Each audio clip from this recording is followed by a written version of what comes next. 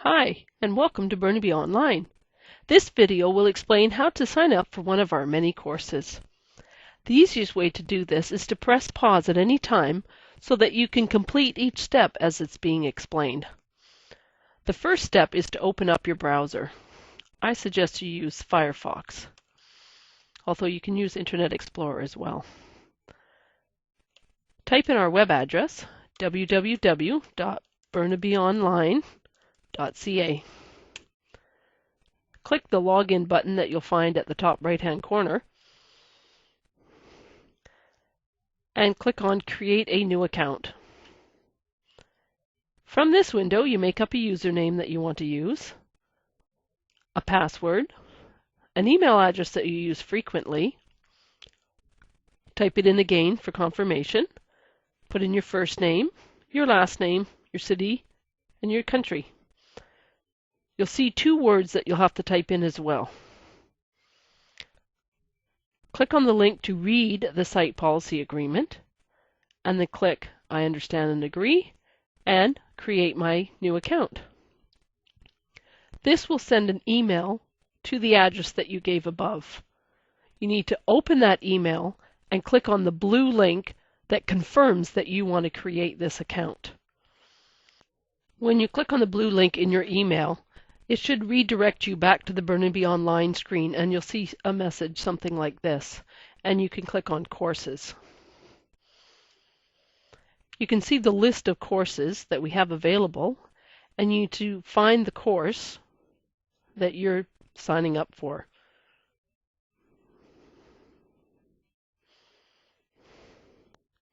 If you do not get redirected to our courses page, you can always click on Login from the burnabyonline.ca site. Type in your new username and password that you made up and click Login. Each course has its own enrollment key that you'll have to get from your teacher so that you can enroll in your course. Simply type in that enrollment key and click on Enroll Me in this course.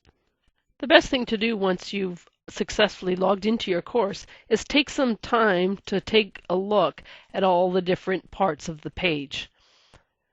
You'll have information and links down the left-hand side. An important one is the participants, which will list all the participants in your course, including your teacher, and from there you can email your teacher or the other participants in the course. You can see who else is online, and you have some other links on the left-hand side that you'll find useful.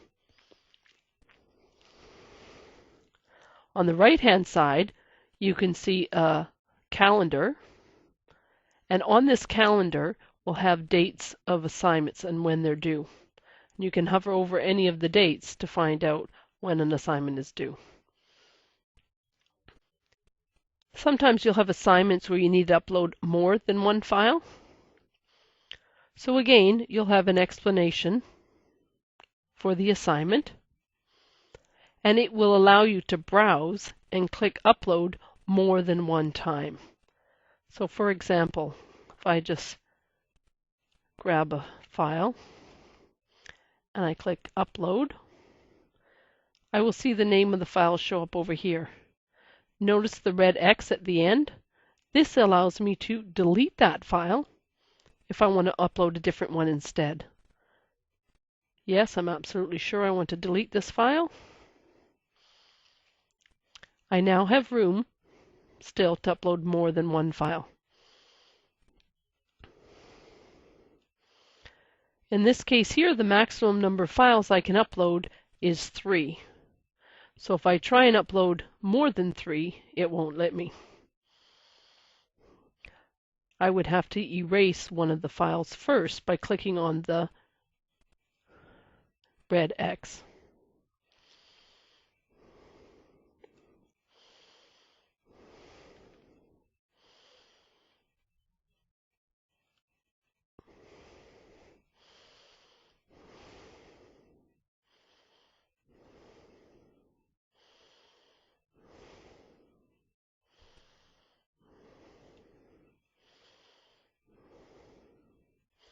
Notice how the upload button is no longer visible? I can't upload another file until I erase one of these. Doesn't erase it off of your computer, just erases it from our server. There may be some assignments where you actually type your text right into a text box and submit it. To do this, you would click on the Edit My Submission button, and you will get a simple word processor where you can type in your text.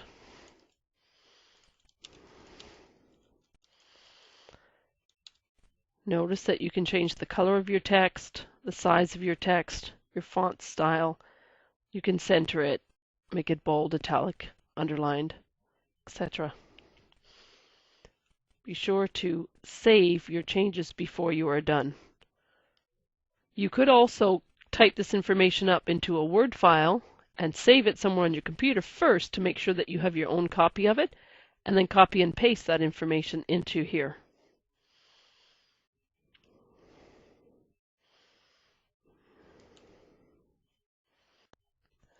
In some courses, it is mandatory that you participate in discussions or chats.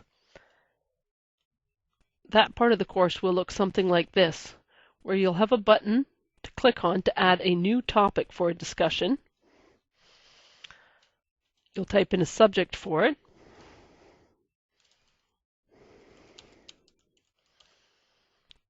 And type in your text.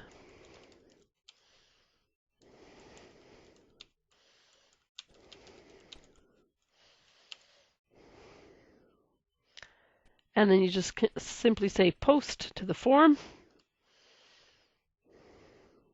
and it will be posted.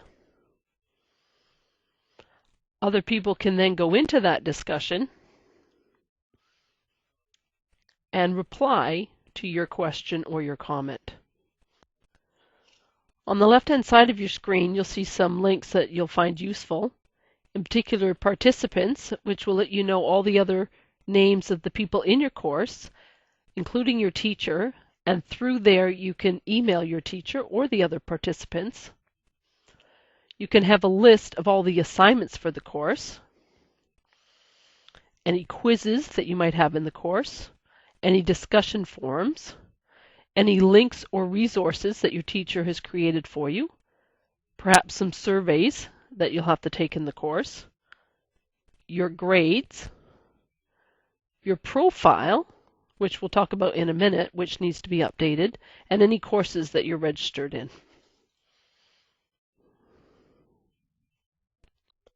Let's say I'm registering for Planning 10, and I've successfully logged in to the course.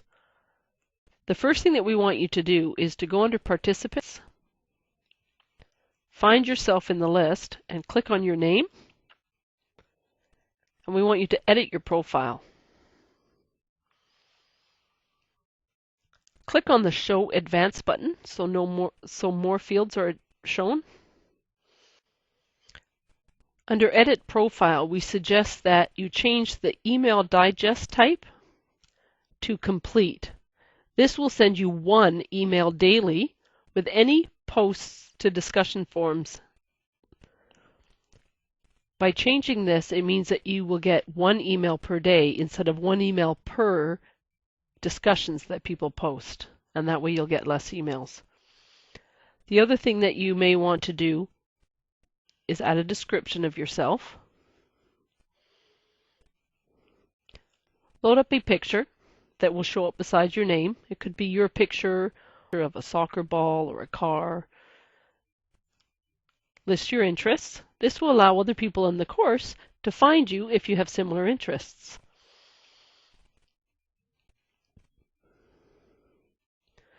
We do need you to put in your cell phone number if you have one and your address. Other students will not be able to see this information. Once you have filled out all of this information, click on Update Profile. From the Participants window, you can click on your teacher's name, and you can click Send Message. This will pop up a small window where you can type a message to your teacher.